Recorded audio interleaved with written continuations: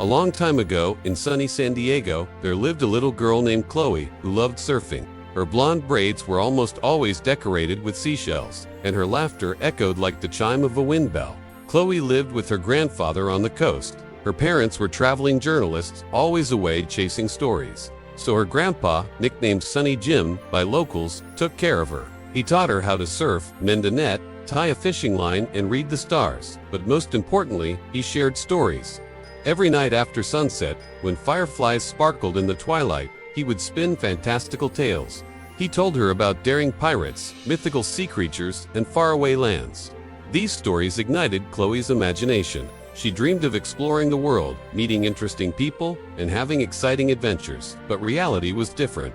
Chloe's days were spent playing alone on the beach, while her parents sent postcards from exotic places.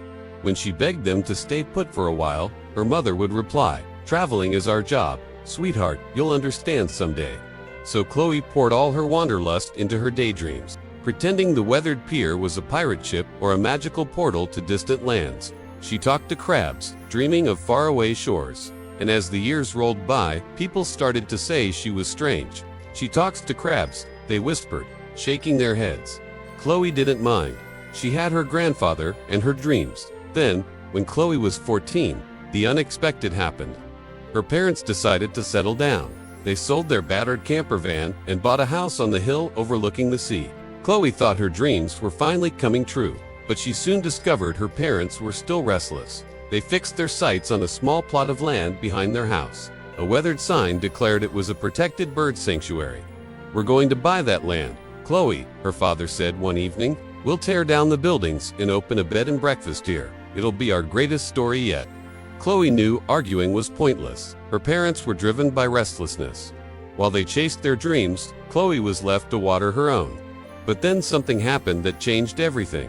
One blustery afternoon, Chloe was collecting shells when she spotted something unusual, a narrow opening hidden under some seaweed. She crawled through. On the other side was a cove she'd never seen before. White sand stretched between rugged rocks, and the waves crashed in soft, soothing rhythm. In the center stood a crumbling stone cottage, covered in bougainvillea. The sight stole Chloe's breath away.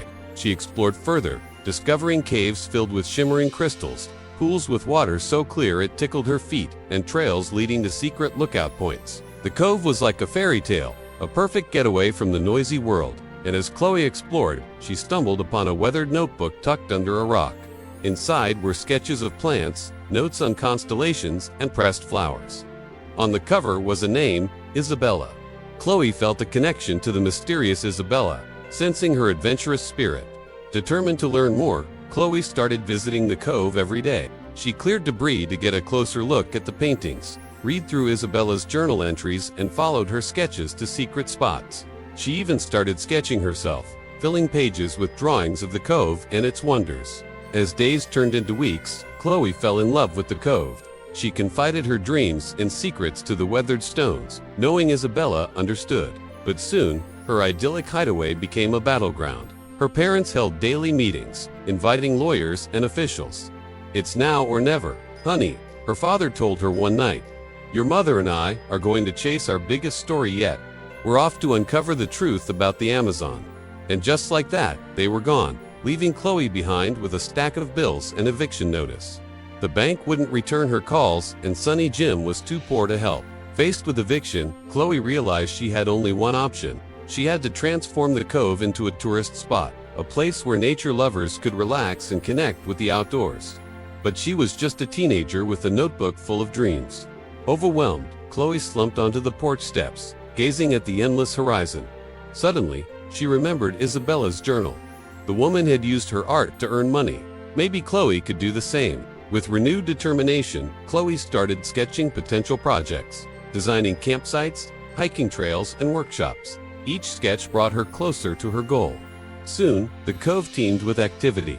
Guided by her sketches, Chloe built campsites, created hiking trails, and set up telescope viewing sessions. People arrived carrying backpacks and cameras. They gasped at the cove's beauty and signed up for workshops. News spread quickly and reservations piled up.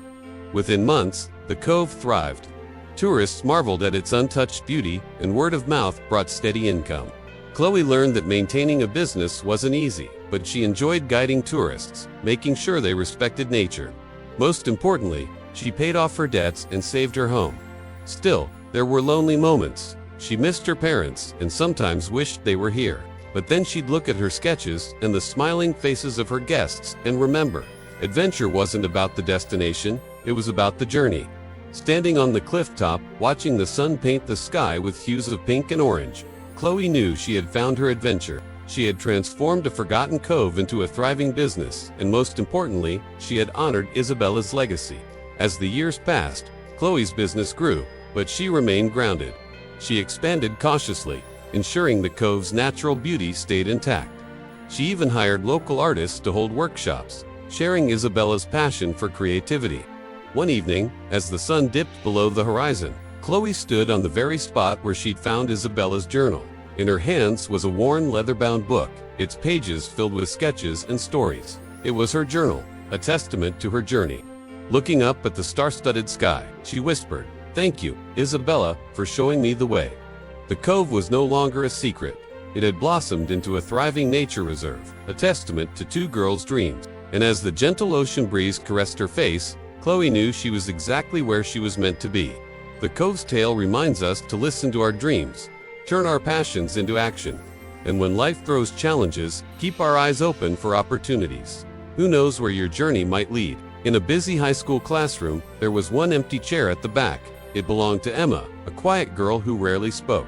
She always sat alone, head down, books neatly stacked. Most students didn't notice her. Some whispered, "She's weird, she never talks." But one boy named James always wondered why Emma looked so sad. One day, James was passing by the cafeteria and he saw Emma sitting alone at a table. Normally, she would sit with her friends during lunch break. But something in his heart whispered, "Go sit with her." So he walked over and asked, "Hey, mind if I sit here?" Emma looked up, surprised. At first, she hesitated, but then she slowly nodded. And James sat down. They talked about their day, their dreams, their fears. At first, it was a little awkward, but then it became easier. Emma opened up to James, sharing that her father had passed away recently and her mother was working 2 jobs to support them. That's why she was often lonely, and that's why she always sat in silence. James listened carefully. He didn't judge or offer empty words of comfort. He just stayed and talked with her. For the first time in weeks, Emma smiled. From that day on, James made sure to sit beside Emma every day. Soon, other classmates also started sitting with them, bringing laughter and chatter to the once empty table. Emma began to laugh more, talk more, and the empty chair became a place filled with friendship and joy. One day, Emma turned to James and said, "Thank you for being my friend. I was about to give up on everything, but you made me feel seen." James smiled and replied, "We all need someone to listen to our stories, someone to walk with us through the darkness. You're not alone." The story of the empty chair teaches us that sometimes the simplest act of kindness can make the biggest difference. Sitting with someone who is alone, listening to their story, can save a life. You never know what battles someone is fighting silently. So be kind, because even the smallest act of kindness can fill the emptiest spaces. And remember, one empty chair today could be filled with hope tomorrow, all because you chose to be kind.